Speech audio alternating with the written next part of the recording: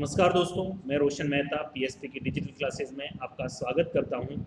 दोस्तों, हम लोगों ने पिछली क्लासेस में एंजाइम टॉपिक स्टार्ट किया था। एंजाइम की डिस्ट्रीब्यूशन, उसकी हिस्ट्री के बारे में, उसके इंट्रोडक्शन के बारे में हमने बात की थी। आज हम इसी क्रम में एंजाइम के नामकरण के बारे में बात करेंगे। एंजाइम का नामकरण जो है वो किस आधार पर आधारित है, किस तरह से इसको क्लासीफाई किया गया है, उस आधार पर हम उसकी आज यहाँ पर बात करेंगे। ओके, एंजाइम का नामकरण समय समय पर अलग अलग आधारों पर किया गया है। ओके, प्राय इसका नामकरण जो है वो उस पदार्थ पर निर्भर करता है, आधारित होता है जिस पर कि यह अभिक्रिया करता है। मतलब अभिकारक या सबस्ट्रेट जो होता है, ओके,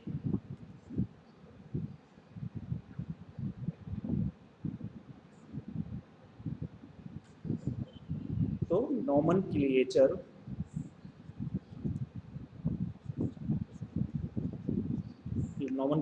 एंड क्लासिफिकेशन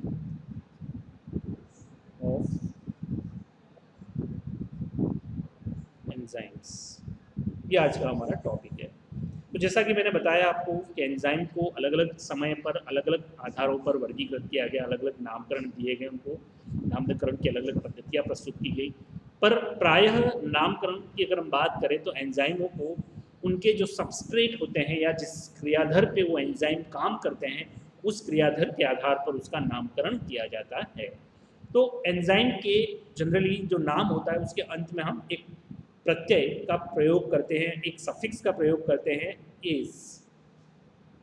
ओके, कोई भी एंजाइम एक्स वाई जेड जो भी है, इस एंजाइम के पीछे एज लगा हुआ रहता है हमेशा उसके नामकरण के अंदर प्रत्यय के रूप में। जैसे कार्बोक्सिलेशन की रिएक्शन है, कार्बोक्सिलीकरण हो रहा है, और उस कार्बोक्सिलेशन का जो प्रोसेस है उसमें आपने देखा होगा कार्बोक्सिलेज एंजाइम जो होता है कार्बोक्सिलेशन में प्रयुक्त होता है। तो ये कार्बोक्सिलेज एंजाइम में आप देख सकते हो एज एक प्रत्यय के रूप में, सफिक्स के रूप में उसके नाम के साथ में जुड़ा हुआ रहता है। ओके, यूक्लिड्स 1883 में एंजाइमों के नामकरण की कुछ पद्धतियां यहाँ पर प्रस्तुत की गई है। क्रियाधर पर आधारित नामकरण, पहली जो मेथड है वो है nomenclature based on substratum. Substratum मतलब क्रियाधर, मैंने अभी बताया आपको, क्रियाधर यानी रिएक्टेंट या जो सबस्ट्रेट होता है उस सबस्ट्रेट के बेस पे उसका नोमेनक्लेचर। तो पहली जो हमारी पद्धति है नोमेनक्लेचर की वो है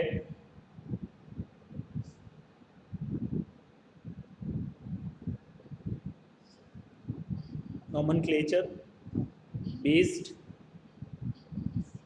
on substratum। सबस्ट्रेटम यानी क्रियाधर पर आधारित नामकरण। इस पद्धति के अनुसार एंजाइम जो होते हैं जिस क्रियाधर को उत्प्रेरित करते हैं, या हम कह सकते हैं कि सपोज यहाँ पर एक रिएक्शन है एंजाइम उत्प्रेरित,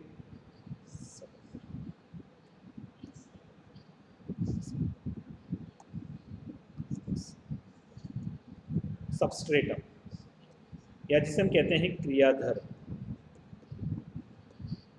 इस क्रियाधर से यहाँ पर प्रोडक्ट या उत्पाद का निर्माण होता है। अब यहाँ पर जो एंजाइम होगा जो इस अभिक्रिया को उत्प्रेरित करता है, तो इस एंजाइम का नामकरण जो होगा वो इस अभिकारक या क्रियाधर या सबस्ट्रेटम के नाम पर बेस्ड होगा। क्लियर है? तो मैं फिर से एक बार रिपीट कर देना चाहूँगा कि इस पद्धति के अनुसार एंजाइम जिस क्रियाधर को उत्प्रेरित करते हैं उसके नाम के अंत में एज लगा दिया जाता है, उसके नाम के अंत में एज प्रत्यय के रूप में ESE लगा दिया जाता है और उसका नामकरण कर दिया जाता है। जैसे एक एंजाइम है, एक सबस्ट्रेटम है आर्जिनिन, आर्जिनिन है, इस आर्जिनिन पर एक एंजाइम काम कर रहा है, तो उस एंजाइम का नाम क्या होगा? Arginase enzyme, definitely arginase enzyme होगा। उसी तरह से सुक्रोज पर अगर कोई एंजाइम काम कर रहा है तो उसका नाम क्या होगा? सुक्रेज होगा। ओके, लाइपेज लिपिड पे अगर कोई एंजाइम काम कर रहा है तो लाइपेज होगा, प्रोटीन पे अगर कोई एंजाइम काम कर रहा है तो प्रोटीनेज होगा, न्यूक्लिक एसिड पर कोई एंजाइम काम कर रहा है तो न्यूक्लिएज होगा। तो इस तरह से इन एंजाइमों को हम देख सकते हैं, उनके क्रियाधर या उनके सबस्ट्रेटम के नाम के पीछे एक एज प्रत्यय लगा के हम उसको एक एंजाइम का नामकरण दे सकते हैं। दूसरा जो मेथड है हमारा, दूसरी जो पद्धति है, दूसरा जो मेथड है नोमेनक्लेचर का, वो किस पे बेस्ड है? तो दूसरा जो हमारा है वो रासायनिक अभिक्रिया के आधार पर नामकरण, मतलब उस इक्वेशन के नाम के बेस पे होता है। ओके, तो दूसरा जो है वो है नोमेनक्लेचर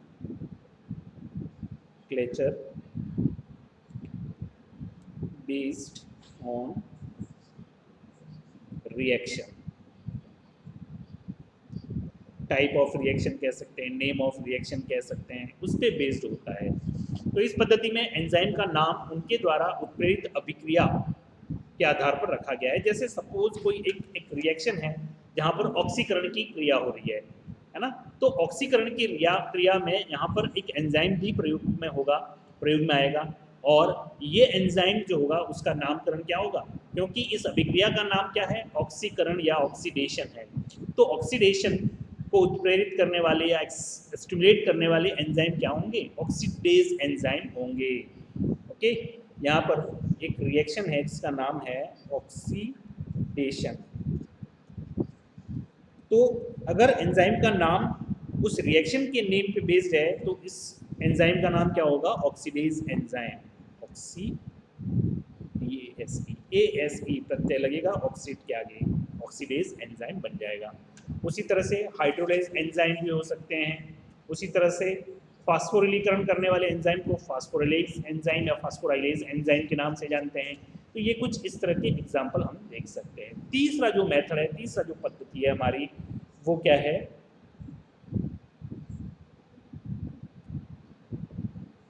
तीसरा जो पद्धति है नामकरण की वो है क्रियाधर व उत्प्रेरित अभिक्रियाओं के प्रकार पे। मतलब यहाँ पर दोनों के आधार पर, दोनों के क्रियाधर का भी नाम यहाँ पर और रिएक्शन का जो टाइप है, रिएक्शन का जो नाम है, उस दोनों के आधार पर हम अभिकार इस एंजाइम का नामकरण करते हैं। तो नोमेनक्लेचर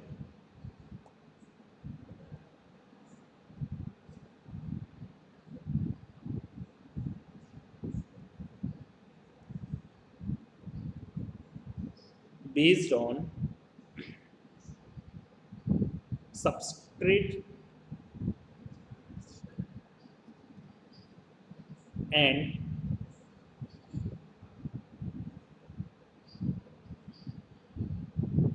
type of reaction।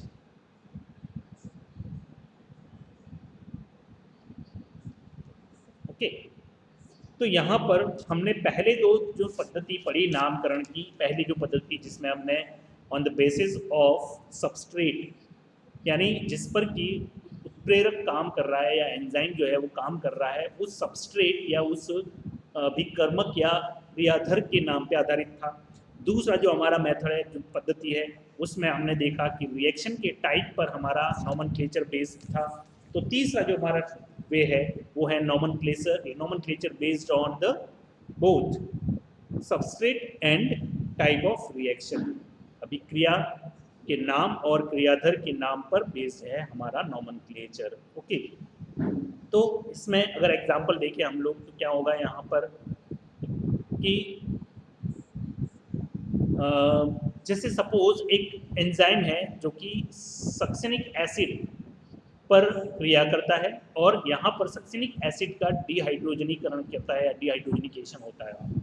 तो उस रिएक्शन का नाम क्या हो गया, डिहाइड्रोजनीकरण, और उस एंजाइम का सबस्ट्रेट या वो उस अभिक्रिया में जो अभिकर्मक होगा वो क्या है, सक्सिनिक एसिड है। तो इस कंडीशन में जो एंजाइम का नाम होगा वो क्या होगा, क्या होगा उसका नाम, तो उसका नाम होगा सक्सिनिक एसिड डिहाइड्रोजिनेज एंजाइम। क्या होगा, सक्सिनिक एसिड डिहाइड्रोजिनेज एंजाइम उसका नाम होगा। फिर हम बात करते हैं एक और एक एग्जांपल, एस्कॉर्बिक एसिड है जिसका ऑक्सीकरण हो रहा है, तो उसको हम क्या कहेंगे, एस्कॉर्बिक एसिड ऑक्सीडेज एंजाइम नाम उसका रहेगा। तो इस तरह से इस नाम नामकरण की पद्धति में या नॉमेनक्लेचर की इस पद्धति में क्रियाधर का नाम और रासायनिक अभिक्रिया या क्रिया रिएक्शन के दोनों के नाम पर बेस्ड होता है हमारे एंजाइम का नामकरण। ओके, चौथा और बहुत ही इम्पोर्टेंट पद्धति है नॉमेनक्लेचर की, modern nomenclature of and classification.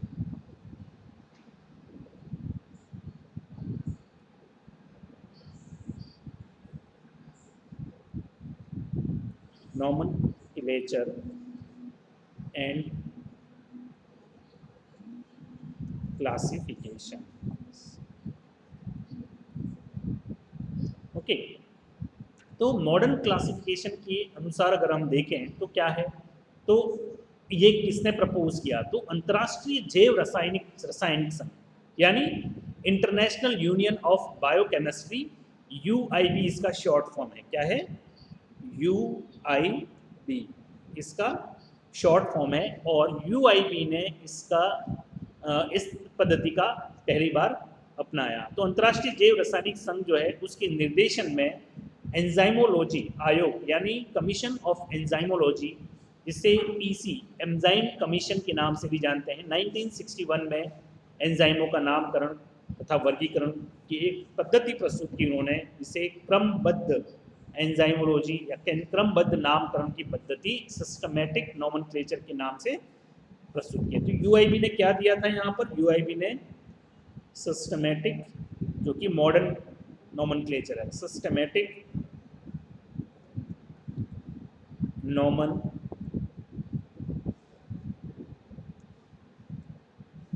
Nomenclature दिया, जो कि आधुनिक या मॉडर्न नॉमेनक्लेचर टेक्निक्स कहलाती है एंजाइमों की।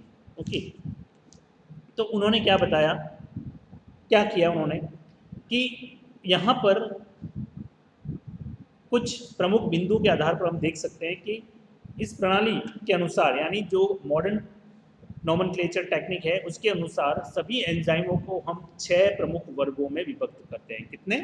तो सभी एंजाइमों को 6 प्रमुख वर्गों में विभक्त किया। ये 6 प्रमुख वर्ग जो हैं, उन प्रत्येक मुख्य वर्ग को या प्रमुख वर्ग को हम उपवर्गों में डिवाइड कर देते हैं, उपवर्गों में। तो मैं यहाँ पर मेजर क्लास,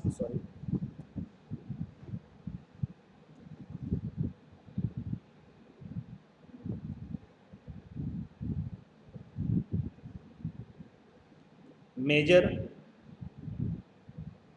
क्लास,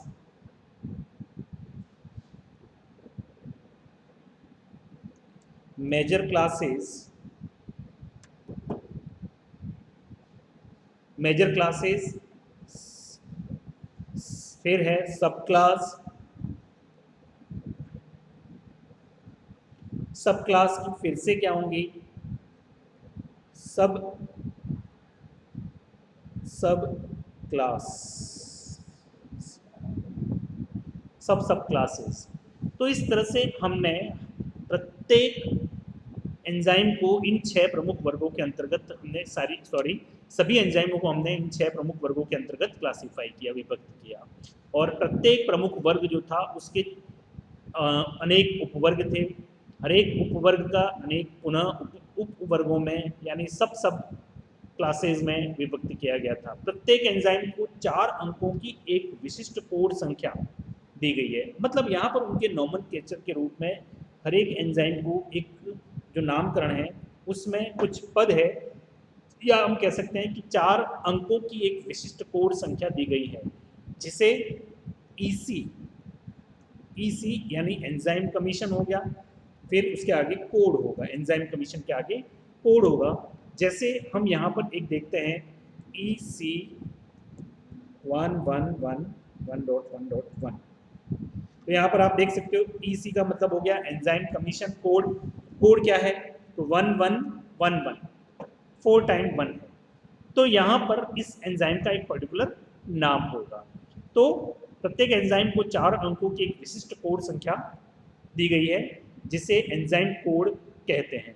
प्रथम संख्या जो होगा वो मुख्य वर्ग का होगा। यहाँ पर जैसे प्रथम 1 जो है वो किसका होगा, वो किसको निरूपित करेगा, तो वो मुख्य वर्ग को करेगा।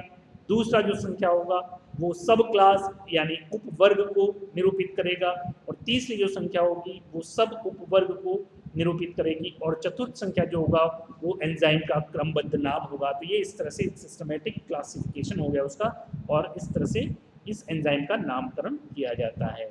एंजाइम के नाम में पहले क्रियाधर का नाम तथा बाद में उत्प्रेरित क्रिया अभिक्रिया की प्रकार सम्मिलित होता है। मतलब वही जो हमने लास्ट मेथड पढ़ा था, हमने थर्ड मेथड क्रियाधर और उत्प्रेरित अभिक्रिया के प्रकार के आधार पर नामकरण में इसका नामकरण होता है चौथे पद में। ओके, तो जैसा कि मैंने यहाँ पर एक एग्जाम्पल दे रखा है आपको, उदाहरण के लिए EC 4x1 जो है वो है संख्या एंजाइम एल्कोहल। ये जो संख्या दिखा रहा है वो क्या है, एक एंजाइम एल्कोहल डिहाइड्रोजिनेज के लिए दी गई है। यहाँ पर EC क्या है मैं पहले ही बता चुका हूँ, एंजाइम कमीशन है। प्रथम संख्या उसके वर्ग यानी ऑक्सी रिडक्टेज को दर्शाती है। दूसरी संख्या उपवर्ग एल्कोहलिक समूह को दर्शाती है जिस पर वो कार्य करती है। तीसरी संख्या जो है वो उपवर्ग यानी ग्राही के रूप में NAD का उपयोग करता है उसको दर्शाती है, तथा चौथी संख्या जो है वो एंजाइम की अनुक्रम संख्या को प्रदर्शित करती है। यह इस तरह से यहाँ पर कुछ मैं एग्जाम्पल दे सकता हूँ, जैसे EC 1127, EC 1661, EC 2711। मैं इनके नाम भी बता दूं आपको, इनका जो सिस्टमेटिक नेम है EC 1127 जो है या 27 जो है वो है L lactate NAD oxido reductase enzyme. Okay, फिर है EC 1661, ये है nitrate oxido reductase enzyme. EC 2711 ATP dehydro 6 phosphotransferase enzyme है, ये फॉस्फेट ट्रांसफरेज एंजाइम सॉरी। और EC 3111 या 111 जो है वो कार्बोक्सिलिक एस्टर हाइड्रोलेज एंजाइम है। तो इस तरह से इनके कुछ नाम यहाँ पर मैंने प्रस्तुत किया आपको एग्जाम्पल कोड के साथ में। अब हम बात करते हैं एंजाइमों के मुख्य वर्ग। तो जैसा कि मैंने आपको बताया कि सभी एंजाइमों को हमने 6 प्रमुख वर्गों में बांटा है। ये 6 प्रमुख वर्ग कौन कौन से हैं, तो ऑक्सीडो रिडक्टेज समूह, फिर है ट्रांसफरेज, तीसरा हाइड्रोलेज, चौथा लाइसेज, पांचवा आइसोमरेज और छठा सिंथेटेज या लाइगेज एंजाइम। तो इस 6 समूह में, इन 6 प्रमुख वर्गों में सभी एंजाइमों को वर्गीकृत किया गया है। ऑक्सीडो रिडक्टेज एंजाइम जो है वो इस प्रमुख वर्ग के अंतर्गत किस तरह के एंजाइम रखे गए हैं, तो ऑक्सीकरण तथा अपचयन क्रियाओं में भाग लेने वाले एंजाइम इस वर्ग के अंतर्गत सम्मिलित है। ओके, इसमें ऑक्सीडेज और हाइड्रोजिनेज एंजाइम जो है, उसके अलावा रिडक्टेज एंजाइम, ये एंजाइम जो होंगे वो इसमें क्लासिफाई किए हुए हैं। फिर है ट्रांसफरेज, ये एंजाइम एक अणु से दूसरे अणु पर समूह को स्थानांतरित करते हैं, मतलब ट्रांसफर करते हैं। नाम से क्लियर है यहाँ पर कि ये एंजाइम जो है वो एक अणु को एक स्थान से दूसरे स्थान पर या एक अणु से दूसरे अणु संपर्क समूह का स्थानांतरण करते हैं, और इस वर्ग में एमिनेज तथा काइनेज समूह के एंजाइम को रखा गया है। फिर है तीसरा जो मुख्य वर्ग है, प्रमुख वर्ग है, वो है हाइड्रोलेज एंजाइम। ये एंजाइम विभिन्न प्रकार के बंधों को जल द्वारा तोड़ते हैं, अर्थात पदार्थों का जल अपघटन करने का काम करते हैं। ये पदार्थों में जल अपघटन का काम कौन करेगा, तो हाइड्रो का मतलब जल, लेज मतलब ब्रेक डाउन। तो सीधी सी बात है, यहाँ पर हाइड्रोलेज का मतलब क्या हुआ, जल के अपघटन का काम करने वाले एंजाइम जो होते हैं। इस समूह में पाचक एंजाइम यानी डाइजेस्टिव एंजाइमों को सम्मिलित किया गया है, carbohydrase enzyme, esterase enzyme, protease enzyme आदि। ओके, चौथा जो प्रमुख वर्ग है एंजाइमों का वो है लाइसेज एंजाइम। ये एंजाइम विभिन्न प्रकार के बंधों को सीधे ही बिना जल के तोड़ देते हैं, मतलब जल के हाइड्रोलाइटिकली, मतलब यहाँ पर हाइड्रोलाइसिस नहीं होता है, और बिना हाइड्रोलाइसिस के ही वो क्या करते हैं, उन बॉन्ड्स को क्या करते हैं, ब्रेक कर देते हैं, तोड़ देते हैं। जैसे फ्यूमरेज, कार्बोक्सिलेज, एल्डोलेज, ये एंजाइम जो हैं वो सारे इस श्रेणी के अंतर्गत क्लासिफाई किए गए हैं। ओके, फिर आता है हमारा आइसोमरेज एंजाइम। आइसोमरेज एंजाइम जो है वो,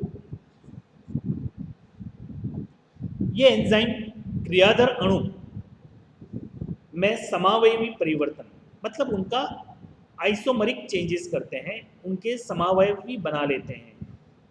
उसके लिए example isomerase enzyme, epimerase enzyme, racemase enzyme आदि इसके अंतर्गत रखे गए हैं। ओके, फिर है लास्ट सिंथेटेज या लाइगेज एंजाइम।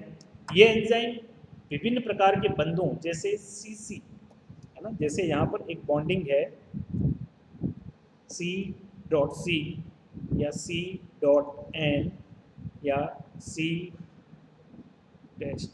ये बॉन्ड है बीच में उनके, और C बॉन्ड O। तो इस तरह से इन बॉन्ड का संश्लेषण करते हैं, इनका निर्माण करते हैं। इससे पहले हमने देखा था ये सिंथेटिस यानी ये संश्लेषण का काम करते हैं, और इससे पहले हमने देखा था लाइसेज एंजाइम, ये क्या कर रहे थे, ये ब्रेक कर रहे थे, तोड़ रहे थे। जैसे यही मैंने एग्जांपल लिए थे CC, तो इन बॉन्ड्स को क्या कर लेते हैं, बिना जलक गठन के ही तोड़ देते हैं। ये जो बॉन्ड्स दिखाई दे रहे हैं इनको तोड़ने का काम करते हैं सीधे ही, बिना हाइड्रोलाइसिस के। तो सिंथेटिस एंजाइम और सिंथेटिस लाइगेज या लाइगेज एंजाइम और लाइसेज, ये दो वर्ड हमेशा याद रखना है। लाइसेज का मतलब होता है ब्रेकडाउन और लाइगेज का मतलब जोड़ने से होता है। तो इस तरह से आज के इस क्लास में हमने विभिन्न प्रकार के एंजाइमों के बारे में, उनके नामकरण के बारे में पढ़ा। हम फिर मिलेंगे एक नए टॉपिक के साथ, तब तक के लिए धन्यवाद। Thank you very much.